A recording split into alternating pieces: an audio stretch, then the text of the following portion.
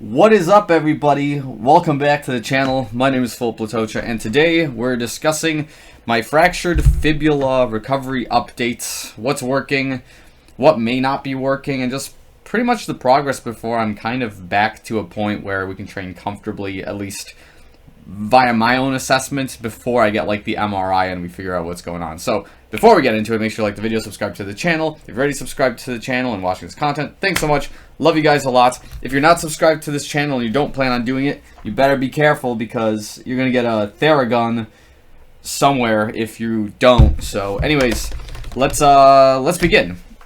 So I guess before we do anything, like, yes, I am an ASFA certified running coach now, but that being said, I'm not a medical professional. I'm not a doctor of any sort.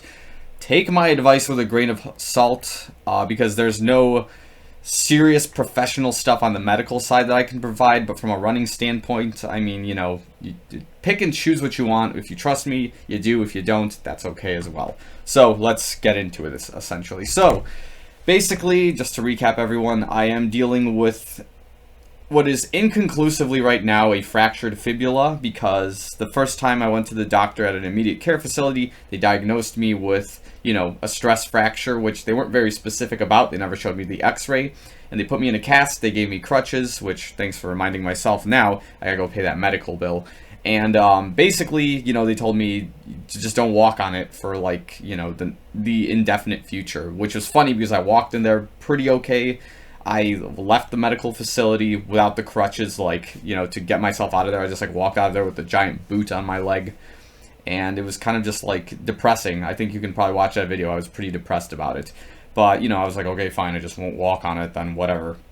And then 48 hours later, they referred me to a sports orthopedic, which I went over there. They took a look at the x-rays. The guy showed me the x-rays, based a doctor, by the way, and he basically told me, like, listen, I see nothing here that concludes you have a stress fracture. I don't see anything. The arrows that are pointing at your tibia and your fibula showcase nothing, essentially. And, like, it's weird that they brought up the tibia because I didn't have any sort of tibia pain whatsoever. And, like, the doctor was pushing on my bone in places. Like, does this area hurt? I'm like, no, not really. But, like, it's funny because I know, like, the pain point right now where it is on my leg. But, like, when he was pushing on the tibia, like, later on, it just feels really weird and awkward because it's like you just touched, like, the bone, basically, in a very odd way. And, like, when I left the doctor's office, then I'm like, man, maybe I do have something wrong with my tibia. But, like, you can try that on your own, you know, like, mess around with the bone and you'll just, like, see that you're gonna feel really awkward and, like, really kind of afterwards when you start messing around with that. But I digress.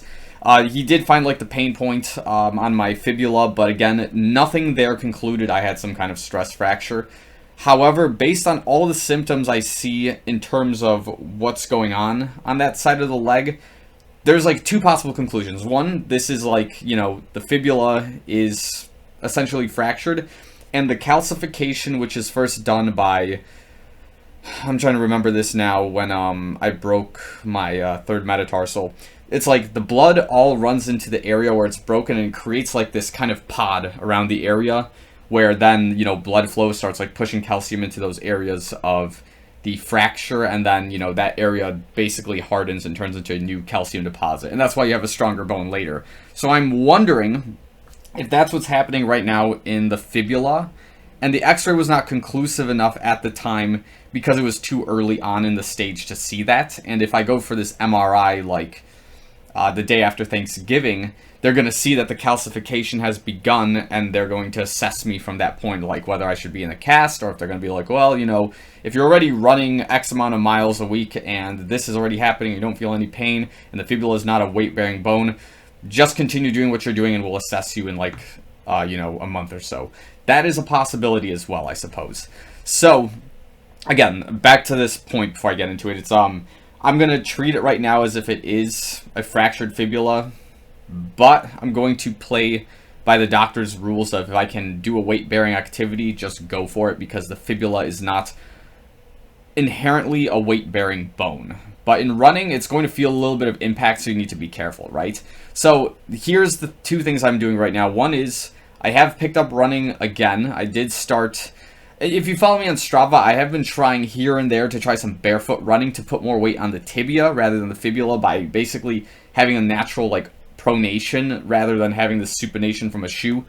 And it feels okay. Like, obviously the first stages, it was kind of like, it kind of throbbed, it was kind of achy, and like, it wasn't super painful, but like, it was odd running barefoot, but it was probably a really good experience to do that on like a soft track, which we have at the gym that I'm at right now. And I've tried it here and there, and like, I think one week I ran like 2 miles like per that week, and then like the next week I tried it again. And then eventually it got to the point where my recovery was going really well in terms of I was doing resistance bands workouts where, like, you know, I was doing, I guess the best way to demonstrate is going to be with my shoes, right? Where the right foot is basically the foot that's broken. I would take the resistant bands and, like, you know, just do the outward, like, motions by keeping my knees straight. I would also cross the legs over and have some pulls inward with the resistance band. I would also, you know, try to take the resistant band and, like, just pull my calf inward and try to have it push outward as well. Just anything to start creating that motion in the leg again, because it's really stiff right now. It's like kind of tender as well, which to me is a better sign than pain. That means maybe there's some tendons or muscles that are just sore from overuse. Maybe they haven't been calibrated properly to like how my left leg is functioning and needs to all catch up. So any kind of isolation stuff I do for my right leg is probably a really good play, and that's been something I've noticed. Like my IT band like flared up for the first time in a while, specifically by the glute running closer to the knee for like a day, and I was just like, okay, cool, this is great, because, you know, I'm doing single-legged deadlifts to start stimulating, you know, the leg in this area. And basically, you know, it's just I'm like very unstable on my right leg right now, and that's, you know, that's like the smoking gun of, okay, there's a lot of weakness in my right leg. I better fix this, because this was a warning shot to have this like fractured fibula diagnosis, which if it's not, so let's just be clear, this is probably the equivalent to like a pregnancy scare for like someone who, you know, just doesn't want to have kids. It's like, it's the equivalent, I suppose. But anyways, I guess the point here is, yeah, I am running again in the Zoomfly 4s, which I do have a first impressions assessment of for this shoe.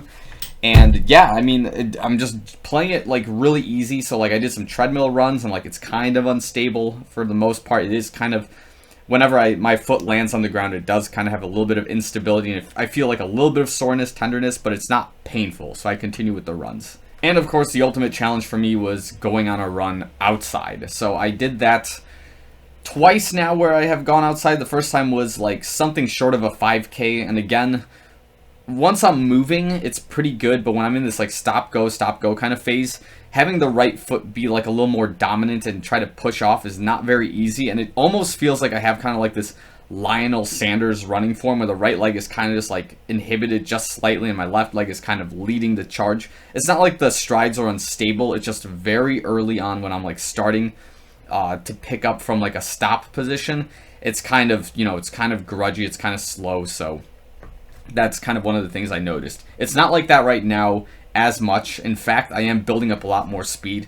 And this is kind of the funny thing, of course, from the running standpoint, is after my runs, it's like very stiff and kind of tender, but then like an hour later, it feels like there's no pain or anything whatsoever. So it could be as a result of like good endorphins, maybe the cannabinoids in your body that just like stimulate after a run. Maybe it's the low blood pressure. It's hard to pinpoint, right? But there's like not a whole lot of pain, and it feels really good to walk on and just to do anything on it. And then of course, when I go to sleep and I wake up the next morning, there's a minor throbbing in the leg, which to me sounds like recovery and whatnot. And I know the body is still recovering in that sense, because if I wake up with a heart rate below, like the average heart rate's below 40, that means I had really good sleep and I recovered really well. That's just been the trend that I've seen during the course of my training and my fitness. Right now, the resting heart rate is somewhere around like 43 to 42. Sometimes it'll be at 45 when I wake up. So that's as a result of two things. One, maybe my fitness has slightly declined in the last 2 weeks from not running, but I was doing some cross training, but you know, there might have been a slight decline, and maybe the heart is working a little bit harder to recover while I'm asleep. And that's the most likely the cause of, you know, that sort of high heart rate when I'm sleeping, relatively high. Some people will be like 45, like that's crazy. But, you know, when you're in good shape, you get a low heart rate and it feels awesome to have it. So that's a good incentive to run, at least just to stay healthy and have that low heart rate. Anyways, I digress. So on the running side, I'm just going to start picking up the distance a little bit. I think I'm going to do maybe like 20 to 30 miles a week and then kind of work from there and assess it.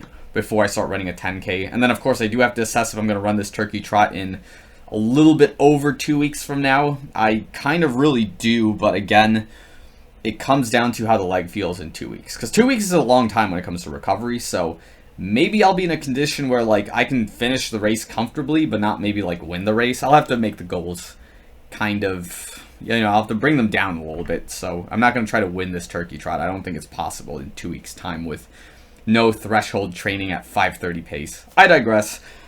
Let's talk about recovery with some other things that I do. So, of course, foam rolling has always been something I was doing in terms of just trying to stimulate some blood motion in the leg. But of course, as you guys probably see in some of my videos, I do have an Amazon-style Theragun that I use now for, just the entire body. I do just run it at the highest speed possible.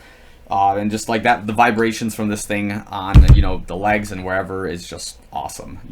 I mostly try to keep it around the right calf because that's what I bought this for, just to have that. So, like, for example, if I'm just sitting in my chair and, like, kind of waiting for something to happen at work, I'll just take the Theragun and just run it through my calf just to stimulate some kind of blood flow in there. But the point here is I always try to go around the area of pain. I try not to run it exactly on because that might, hinder the recovery process to just go, straight onto, the wounded area. So I'll just, like, run over, like, the calf in this area.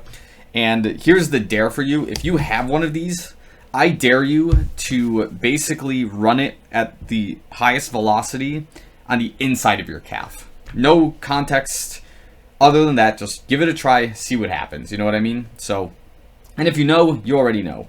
So, on the recovery side, that's kind of what's going on, is just, again, everything possible I can think of to essentially expedite the recovery process. So that's one thing I do. Of course, I also do take a lot of vitamin D, vitamin K, calcium supplements in the event that the bone is actually broken to kind of get that stimulation going. So, in summary, basically what's happening is the recovery is in a good spot. It's still inconclusive what's going on, even though I am treating this still as a fractured fibula. I mean, it may not be, but again, just proceeding with caution here. Don't want to overdo anything. But on this front, everything is starting to feel a little bit better. I'm feeling a little more confident with running overall, picking up a little bit of speed. And I guess we'll just assess what happens in the next week and a half before this MRI and just kind of play it from there. So anyways, if you enjoyed this video, give it a thumbs up. Comment below if you've had a similar experience. If you believe that active recovery is best recovery versus just sitting around and waiting for yourself to get to 100%. But anyways, yeah, I think I'm going to end the video here. And again, if you have any questions or comments or concerns, leave them down below. But that's all I've got here. We'll give you another update on this bone and whatnot. But yeah, that's it for this video. Thanks so much for watching. I'll see you guys in the next one.